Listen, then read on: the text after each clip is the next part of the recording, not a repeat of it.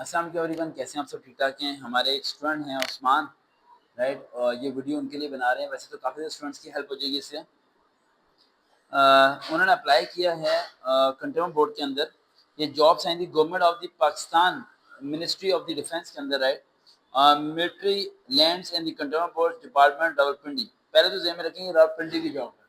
अब में से काफ़ी ज़्यादा लोगों के दिमाग में आएगा कि हम लाहौर में कर लेंगे। लाहौर में जॉब नहीं, रावलपिंडी की जॉब है और रावलपिंडी में ही आपके इंटरव्यूज होने हैं, रावलपिंडी में आपके टेस्ट होने हैं।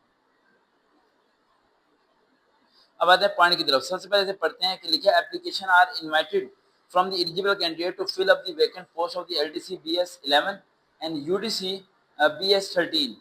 सबसे पहले समझिएगा एलडीसी और यूडीसी कहते किसे हैं। एलडीसी का मतलब होता है लोअर डिवीजन क्लर्क, यूडीसी का मतलब होता है अपर डिवीजन क्लर्क। ये दोनों अकाउंट्स की जॉब है। यहाँ पर आईकॉम, बीकॉम, एमबीए वाले लोगों को प्रेफर किया जाएगा। तो बीकॉम जो लोगों ने किया होगा उसे प्रेफर किया जाएगा। अक्सर लोग मेरे सवाल पूछते हैं कि बीकॉम की क्या वैल्यू है। बैंकिंग वाइड एक ऐसी फील्ड है जिसमें आपकी उम्र 60 साल भी हो जाए ना तो आपको नौकरी मिल जाती है।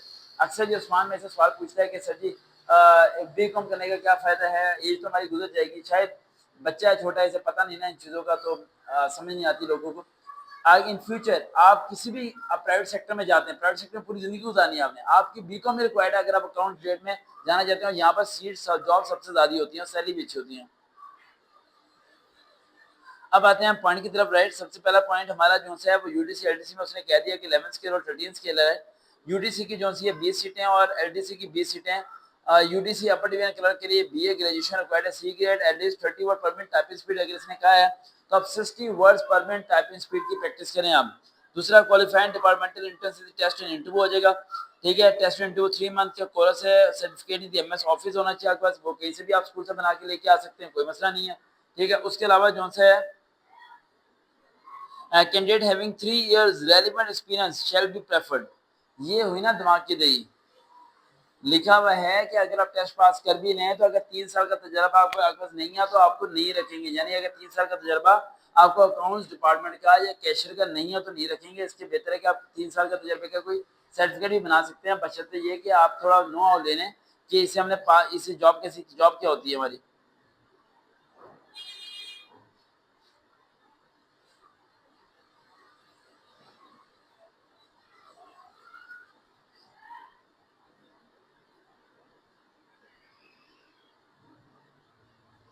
ठीक है, जॉब क्या होती है हमारी। उसके अलावा हम आते हैं इसकी तरफ।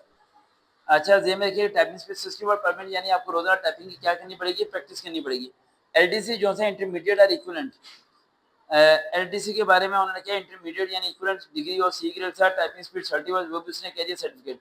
अब इस टेस्ट को पास करने का आसान तरीका क्या। सबसे पहला पॉइंट कि सिंपल कॉमन इंग्लिश आपको आनी चाहिए, यानी प्रेपोजिशन आपको पता होना चाहिए, इज आर एम वगैरह कहाँ का इस्तेमाल करना है, active passive direct direct idiom pair of words, बस ये आपको आने चाहिए, आपके इंग्लिश का टेस्ट पास हो जाएगा।